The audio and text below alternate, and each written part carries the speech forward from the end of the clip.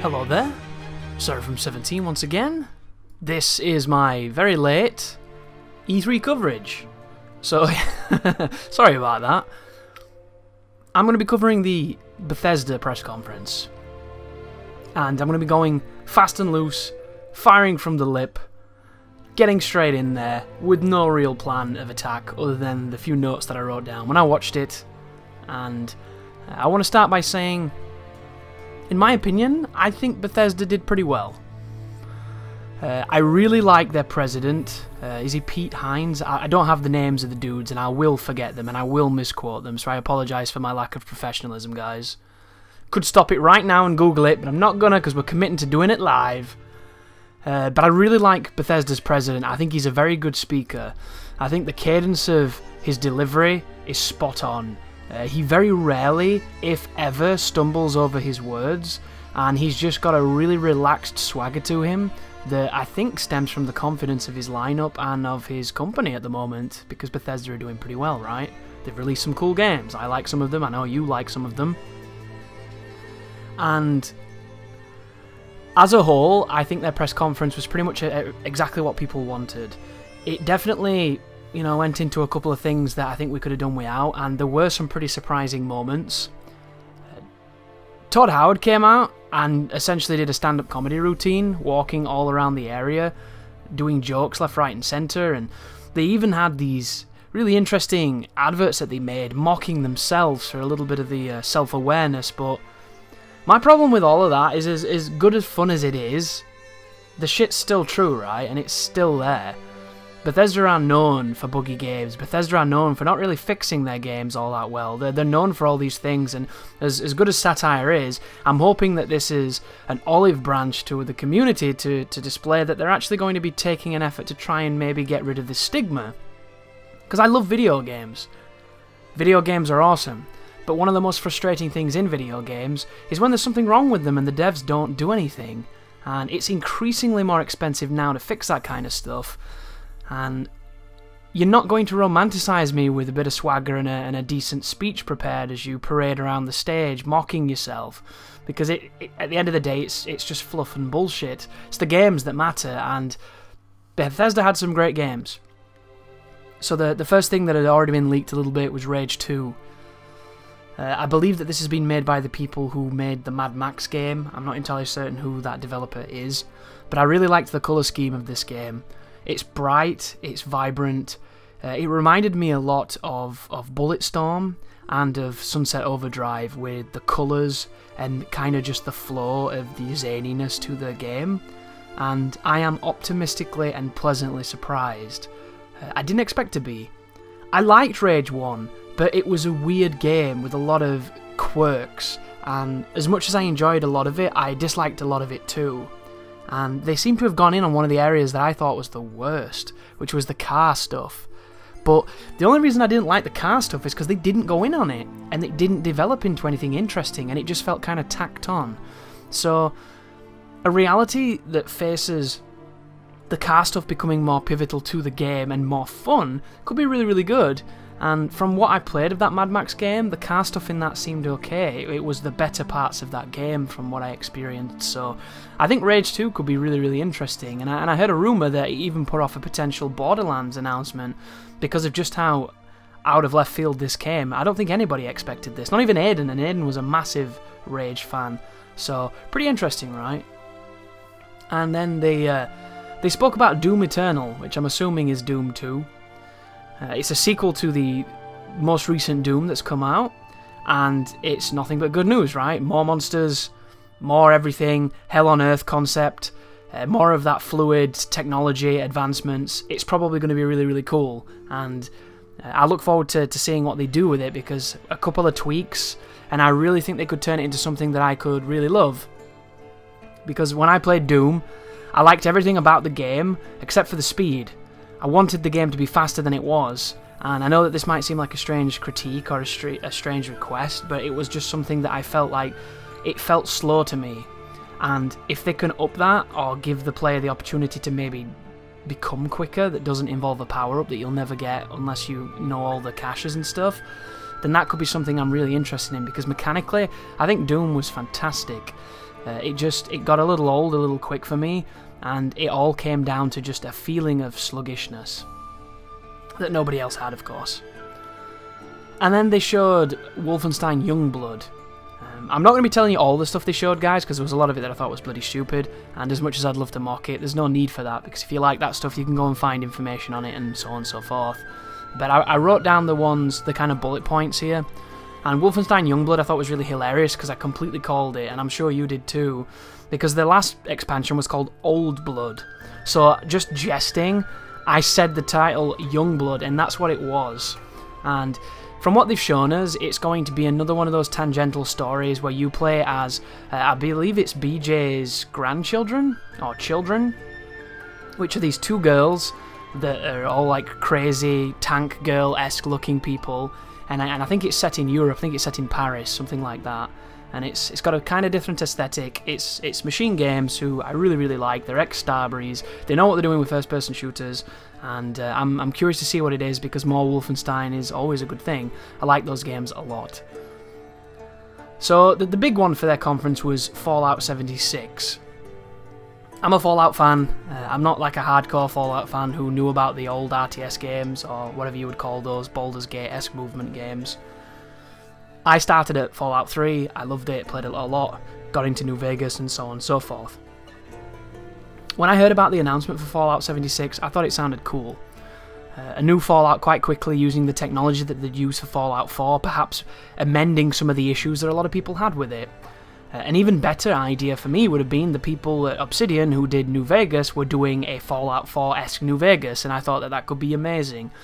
And then Todd Howard kind of went into what exactly this game is, and as much as I want to shit on this as a concept, I respect it a lot. Bethesda do one thing, one very specific thing, incredibly well, and speaking of the Elder Scrolls team and the people who've worked on the Fallouts and everything, they make these huge, massive, immersive worlds with shit to do in them. Regardless of if you think they're quality, or they work, or they function, or they're interesting, they make them better than almost anybody else. There's not many companies that can make this kind of concept that Bethesda does. So for them to go outside of the box and go, we want to make what we make, but make the emphasis online and make it instanced, and then you kind of go, oh wow, that's interesting. So the idea of Fallout 76 is, the only people that you will bump into out there in the wasteland will be other players. And it's going to lead to these interesting allegiances and alliances where you can either be cooperative and help people, or you can be a raider and kill people. And the save of this for me, for the people who don't want this from Fallout, was that he mentioned you can do it all single player. You don't have to go online and do the co-op shit and all that kind of stuff, it's completely unnecessary, but the true experience is the idea that you can get on there with your friend and you can explore the wasteland, much like you did when you played Red Dead in the free roam, and it was just bands of players knocking about doing missions in groups and shit, and you could bump into each other and cause chaos and what have you. And it leads to a really interesting, hostile and interesting experience.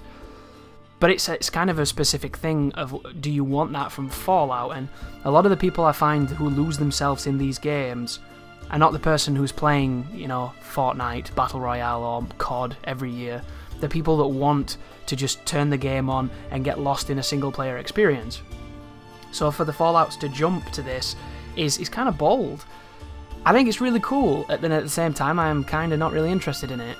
It's like a weird feeling for me, but the one thing that I did like the sound of immensely was that there are these silos dotted around the map, these kind of black sites that have nuclear missiles in them, and if you go and do these arduous quests and get these codes, you can do a thermonuclear launch on any part of the map, and if there's somebody exploring over there, some random noob who's just bought the game, you can just wreck them with a nuke. So the idea of taking raiding squads with your friends to siege different parts of the map and then loot them in hazmat suits and shit when it's all irradiated could be really cool and a really different concept, and that sounds fantastic, but I don't know the legs of anything like this, because I read something, and I don't know if this is true, guys, this is all my speculation, that you will not meet NPCs outside of vendors in the world. So there will literally be no other interaction than with humans and then with just parroting robots, basically. So your only interaction will be against other players, or nothing if you're solo, which kind of takes away a lot of what people like about this series. And apparently the missions will be found. It will almost be stumbling up across holotapes half buried in the desert, and then you go and it gives you a mission and you do the mission. It's not the conventional go to a settlement, talk to people, and they send you on some arbitrary quests, and then that Radiant stuff just repeats.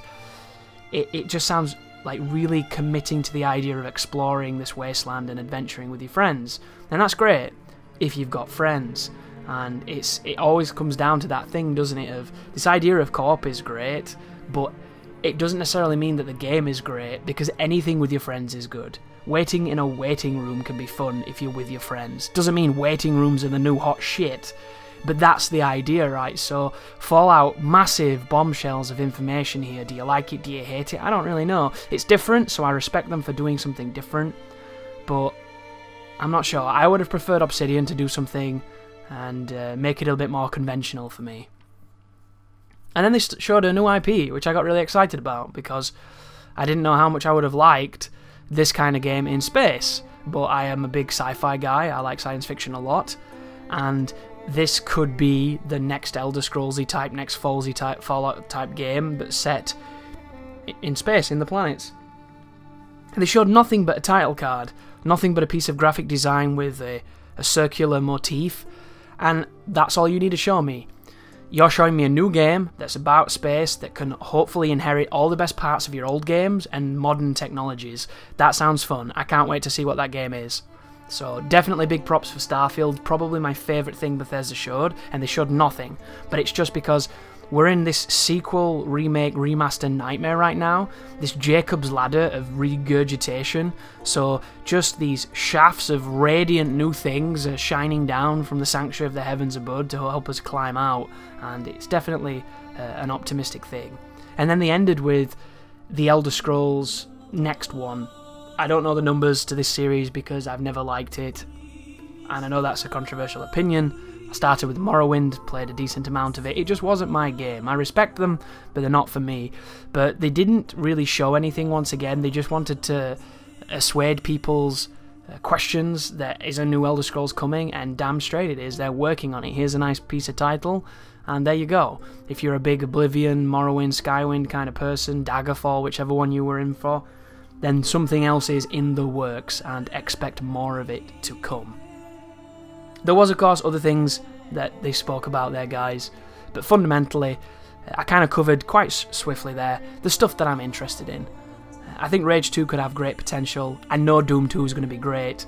Wolfenstein, you know, shorter stories in between larger installments is a fun idea. A risky Fallout I don't think many people saw coming, but everybody was whispering MMOs, so maybe you did.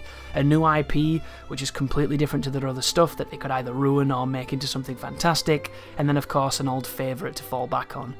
What did you guys think? Did you like it? Did they win E3? Did they give you what you needed?